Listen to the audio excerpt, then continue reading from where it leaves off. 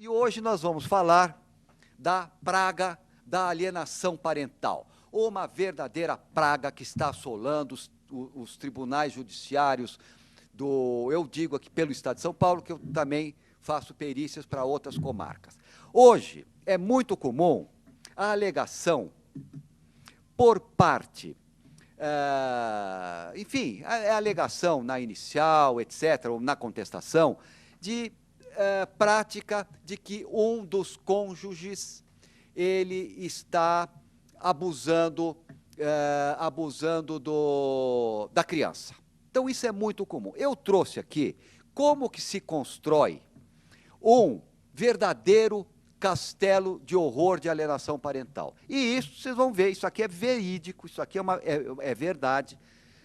Como que se constrói, como que foi construído, porque isso aqui é bem chavão, é bem o dia a dia, isso acontece toda hora, todo minuto. Não digo todo minuto, mas em todos os fóruns do interior, isso aqui se vê. Eu já vi vários pais presos, mães acusadas, porque a alienação parental é quando o pai ou a mãe quer tirar o filho do outro. Então, por exemplo, o pai quer que a mãe não veja mais a criança, ou a mãe quer que o pai não veja mais a criança. E vocês sabem muito bem, como advogados, que na briga, na vara de família, quando há separação judicial, é uma briga de foice no escuro que vale tudo. E outra coisa, as ideias estão deformadas.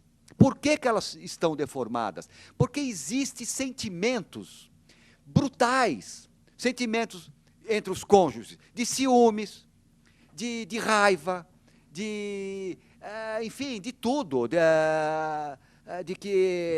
então, normalmente, quando há uma separação, um vira desgraçado para o outro. E aí vale tudo. Então, se a mulher sai com um amigo, vira prostituta. Se o homem toma uma dose de uísque à noite, ele vira alcoolista crônico, e assim por diante. Porque não é que isso é inventado, as ideias estão deformadas e fazem com que as pessoas que estão envolvidas nesse litígio enxerguem dessa maneira. Então, e hoje é muito comum, para afastar uma criança de um pai ou de uma mãe, alegar abuso sexual. Isso é muito comum, tem sido muito comum, a alegação de abuso. E como que nasce essa ideia balorda? Essa ideia desgraçada? Porque quem está tendo culpa, quem está pagando o pato com tudo isso é a criança, é o menor que deve ser respeitado. Os adultos se engalfinham, feito, enfim, ali para a briga de uma criança, mas quem paga o pato é a criança. Eu trouxe aqui essa, digamos, construção de um castelo de horror, que depois eu vou contar como se desmonta e como que se descobre se é abusador ou não é. Bom, pois bem, é um processo, né, naturalmente, que houve uma união entre duas pessoas, e depois de 6 anos da união, o casal se separou. A filha, à época, contava com 3 anos e meio. Normalmente, essas acusações de abuso contra a criança entre pais, veja, o nosso tema é entre pais e alienação parental. Não estou falando de outro tipo que nós vamos depois falar um pouquinho no final. Então, sempre com criança de tenra idade, 2, 3, 4, 5, 6, não passa disso, sempre por aí, 7 quando muito, mas vamos lá. Aí o que aconteceu? Depois, a criança com 3 anos e meio, a filha ficou sob a guarda da mãe e o pai, ele tinha o direito à visita. Aí, depois de 1 mês que o pai visitando, o mês da separação, a mãe vai à polícia com a menor, tudo são coisas extraídas dos autos, tá certo? São coisas extraídas dos autos. E eu vou passar rápido, porque depois nós vamos debater. A mãe vai à polícia com a menor e denuncia o pai, dizendo que a menor insistia em abraçar e em beijar o primo. E reclamou que estava com dores na genitália. E que disse que o pai colocou a mão em sua genitália e a mãe que pediu para que ele segurasse nos órgãos sexuais dele e que havia ficado grande. Então, essa começa daí. No mesmo dia, a delegada de polícia ouviu a criança, etc., escarafunchou a criança, porque eu vi criança de 4 anos para ver se é abusada ou não se faz, eu já vou dizendo desde já, mas não importa, vamos lá. Solicitou o exame de corpo de delito e escreveu na requisição. Veja como a coisa vai crescendo. A vítima criança, informa que o pai introduziu o dedo em sua genitália. Objeto da perícia, constatação de conjunção carnal e atos libidinosos. Bom, o exame de corpo de delito foi realizado 2 dias depois e nada constou. Porém, os peritos disseram o seguinte: não apresenta ruptura himenal. Atos libidinosos, se ocorreram, não deixaram vestígios. Veja que estamos montando ou, vamos ver se é verdade, no final, uma pessoa que está sendo acusada de ato libidinoso contra a filha, um pai acusado de ato libidinoso contra a filha. Bom, a criança foi ouvida na delegacia da mulher, aí já vai para a delegacia da mulher, e a delegada observou.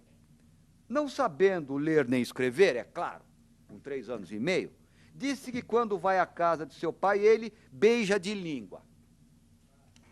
Bom, aí o pai, naturalmente, aí já vem, vai para, não sai da vara da família, vai para criminal, etc. Aí o pai ouvido, o pai também ouvido na polícia antes, ele afirma que sempre tratou muito bem as filhas, nunca tendo observado nada de anormal no comportamento da menina em relação a sexo. Claro, nega tudo. O Ministério Público requer avaliação psicológica. A psicóloga judiciária entrevistou a criança com menos de 4 anos, para fazer 4 anos, e escreveu no seu laudo. Quando foi ao banheiro fazer xixi, o pai passou a mão na sua perereca. Tentou colocar a mão dentro, mas não conseguiu porque ela se defendeu e não deixou. Ele pediu para colocar a mão no piu-piu dele. A criança reclamou para a mãe que estava doendo sua perereca. Isso aqui no laudo da psicóloga. A psicóloga então conclui assim: pela forma de se colocar, verificou-se que a mesma contava com muita angústia, o que vivenciou, pois, novamente, vem à memória aspectos de sua vida, provavelmente tenta esquecer. Posteriormente, ela apresentou um comportamento onde a sexualidade está aflorada. Diante do exposto, o presente estudo verificou que há sinais de que fulana passou por situação de atentado violento ao pudor. Tá certo? Examinando a criança, vamos lá, o castelo está sendo construído, né? O castelo de horror. O Ministério Público denuncia, dizendo o seguinte: fulano de tal constrangeu sua filha, mediante violência presumida, a permitir que com ela se praticasse ato libidinoso diverso de conjunção carnal. No dia dos fatos, a vítima estava na casa do acusado, quando este a beijou de língua, passou a mão em sua vagina e chupou seu peito. Ainda pediu que a vítima segurasse seu pênis, o que foi recusado pela vítima, que viu o órgão genital de seu pai ereto. Bom, foi denunciado, como em curso nas penas do 214, do 224 e 226, todos do Código Penal. A psicóloga que emitiu o laudo, dizendo que a menor foi abusada, foi ouvida em juízo e disse: o método que eu usei para a realização do meu laudo foi entrevista da menor, o que é indicado para o paciente de menor idade. Não entrevistei o pai. Portanto, ela, aqui confessa, eu quero deixar isso marcado para poder depois raciocinar para frente. Ela, a partir do exame apenas da menor, concluiu que o pai era abusador. Afirmou peremptoriamente no seu lado que o pai é abusador, depois de ouvir a menor e examinar com os testes que ela chama de científico. Bom, pois bem, a meritíssima juíza de direito suspendeu as visitas, naturalmente, né? E a criança foi encaminhada para a psicoterapia, para trabalhar, segundo consta ali, a sexualidade e a representação das figuras parentais. Então, veja em que pé nós já estamos. Um pai que não pode mais ver a filha, acusado de pedofilia, acusado de pedofilia, uma criança escarafunchada por tudo quanto é lado, que acaba ali já no divã de psicólogos, com 5 anos de idade, com 4, 5 anos de idade, para trabalhar a sexualidade. Tá certo? Vamos lá. Depois de 1 ano, foi solicitada nova avaliação à psicóloga e a um outro psicólogo. E ele falou o seguinte, depois de 1 ano, que o processo correndo e tal. Apesar da não existência de provas materiais de abuso sexual cometido pelo genitor, os comportamentos e atitudes da criança são considerados pela literatura científica violência sexual doméstica com indicadores de vitimização. Tá certo? Prova técnica, prova pericial, né? Prova técnica, etc. Então, vamos lá. Nós temos provas técnicas, acusação, uma criança vítima e ainda sofrendo ali com esses processos de psicoterapia. Bom, e aconselha, aqui esse psicólogo aconselha que as visitas do genitor elas têm que ficar totalmente suspensas, pois essas podem novamente trazer à tona os vários conflitos hoje. Ficou 1 ano suspenso de visita e mais esse psicólogo dizendo que era verdade tudo aquilo e ele não podia mais ver a criança. Porém, vamos lá, passados 2 anos de tudo isso, o pai e a mãe voltaram a se unir. Casaram-se novamente e tiveram mais uma filha. Informado o juízo, a criança foi intimada a depor novamente. A criança agora está com 7 anos. Prestou novo depoimento em juízo e disse, sempre vejam, como essa criança já tem a cabeça escarafunchada pela parte que não pode. Criança não pode ser exposta à polícia, a judiciário, a estupro, a isso e mais aquilo. Tá certo? A psicólogo que vai tratar só de coisa sexualmente, etc. Não pode. Não vai pagar tributo amanhã. Bom, mas a criança foi ouvida. A criança diz o seguinte, essa história que eu beijei na boca e segurei o pipi do meu pai é tudo mentira, porque eu nunca vi o meu pai fazendo xixi.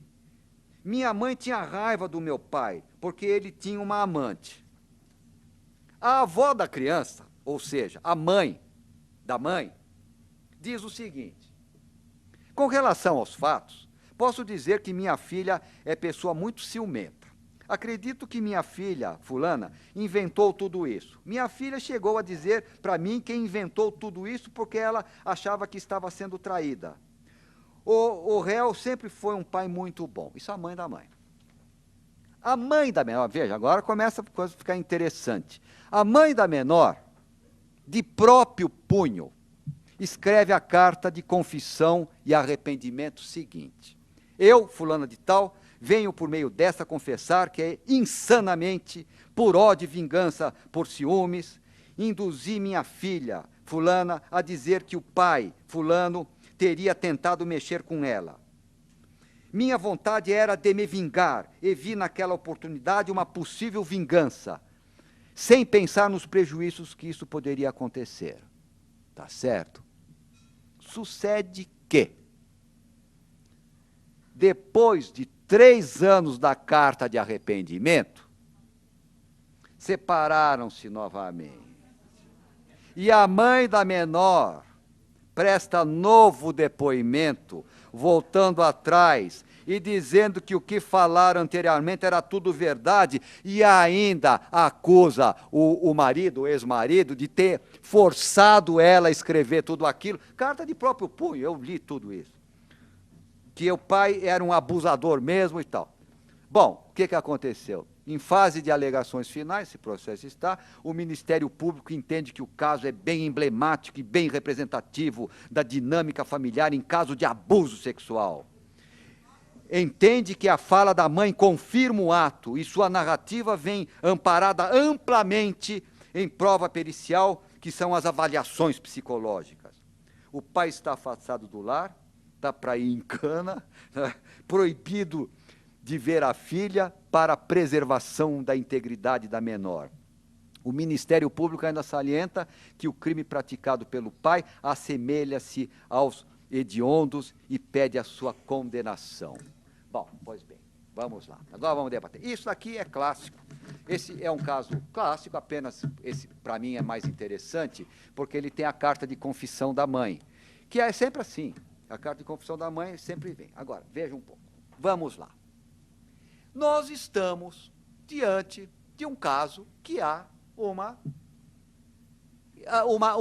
acusação, uma suspeita de que houve um abuso sexual por parte de um pai. Tá certo? As provas técnicas, essas coisas, nós já vamos debater já. Como fazer para saber se houve ou não houve? Então, a primeira pergunta que eu acho que alguns dos senhores me fariam é: mas dá para saber? Dá sim, senhor, e muito bem. Dá muito bem para saber se é abusador ou não. Primeiro ponto, número 1. Nunca mais se fala com essa criança. Não se examina, não se ouve. Criança fora. Acabou. Criança, quando vai para um perito experimentado, fora a criança. Esses psicólogos são todos despreparados. Porque criança não se consegue a verdade de uma criança de 4 anos de idade de forma alguma, principalmente onde há conflito entre os adultos.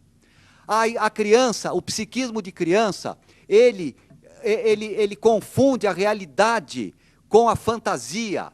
O que a criança sabe, o que é um beijo de língua? Veja se pênis é linguajar de criança. Quer dizer, não, agora, isso tudo, a criança se compra com uma bala, a criança se compra com uma boneca, qualquer coisa a criança muda, ela tem medo, não se examina a criança, nunca. É um erro gravíssimo no caso de acusação de abuso sexual por parte de adulto, se examinar criança. Criança com 4, 5, 6 anos de idade, fora. Não, isso eu quero ser radical.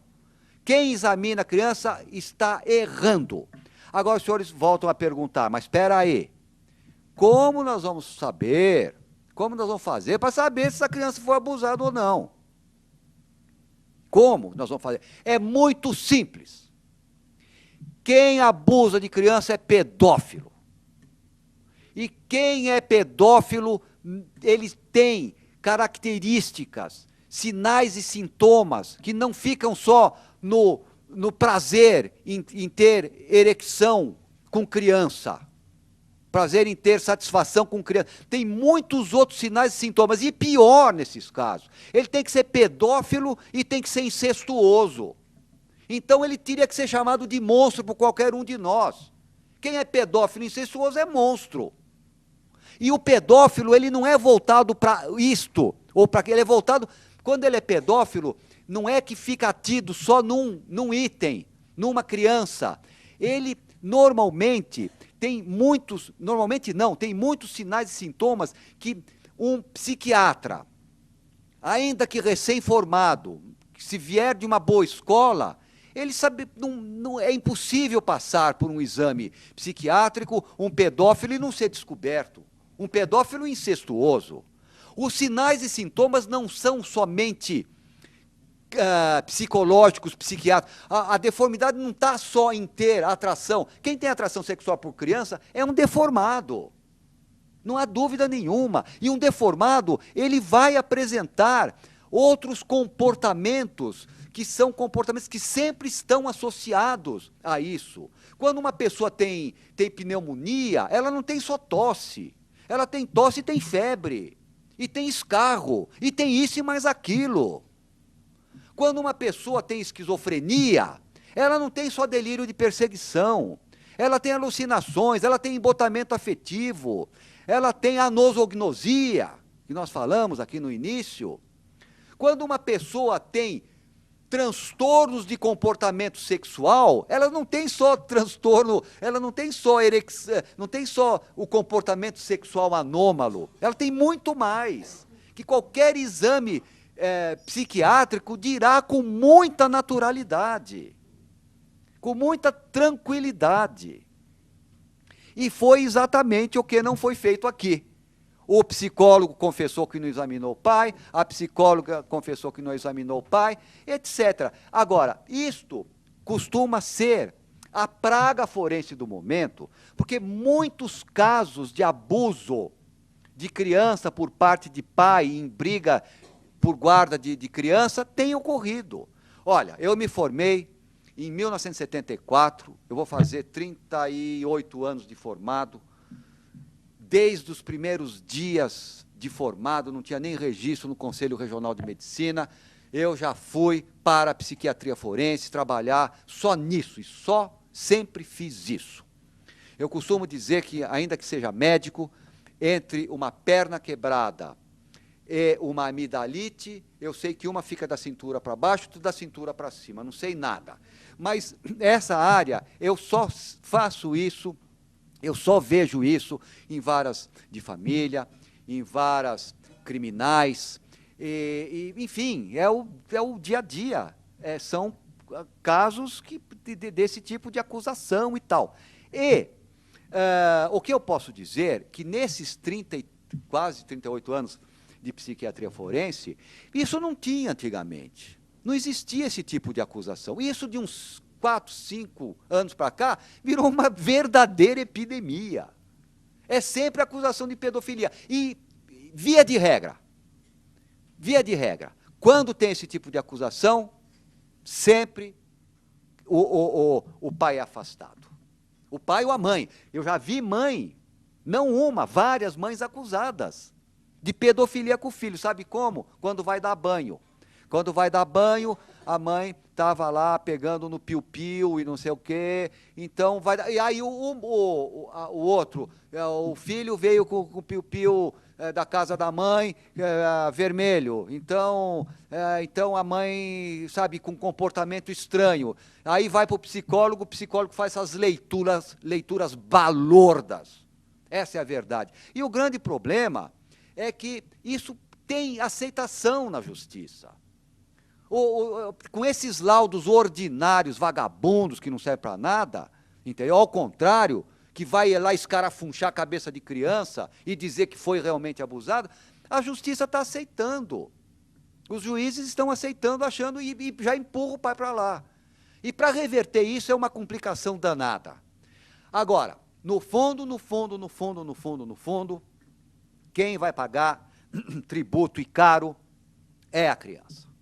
Porque não é fácil passar por interrogatório de polícia, por interrogatório de assistente social, por interrogatório de psicólogos, por interrogatório do advogado, da mãe, da avó, da comadre, de tudo quanto é jeito, e ficar imune a tudo isso com 4 aninhos.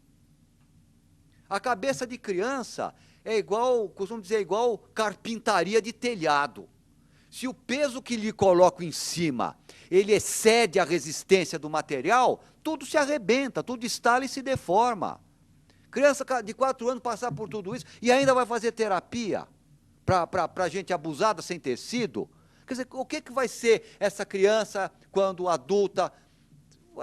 Provavelmente vai ter problema. Culpa de quem? Dos próprios pais. Quando existe litígio entre pai e mãe, entre marido e mulher, o que eu costumo dizer para todos que vão no meu consultório, todos, ou que vão querendo assistência técnica, ou quando vou fazer perícia como perito do juízo, eu costumo dizer o seguinte, ponto número 1, que é o que eu gostaria de deixar para os senhores no exercício da advocacia, quando os senhores estiverem se havindo com casos dessa natureza de guarda de menor. Tem que falar o seguinte, obrigatoriamente, eu falo isso como médico, por dever da minha consciência de médico. Se marido e mulher não deu certo, faz uma trouxinha disso e atira no lixo. Agora, pai e mãe tem que dar. Que o pai vai ser pai até morrer. A mãe vai ser mãe até morrer. Ninguém afasta um pai nunca. Não tenham essa vã esperança de um dia poder afastar um pai ou uma mãe de uma criança. Pois até mesmo os que são adotivos, eles ficam a vida inteira para ver quem é o pai, quem é a mãe. Pois nesse caso, nunca se afasta. Então, pai e mãe têm que dar certo. E para dar certo, às vezes é preciso, como se diz, engolir sapo, né? Ter condescendência, etc. e tal. Mas esta é a regra. E agora, os momentos que se seguem, eu gostaria que os senhores, se tiverem, façam perguntas e eu estarei aqui tentando responder no limite do meu possível. Obrigado.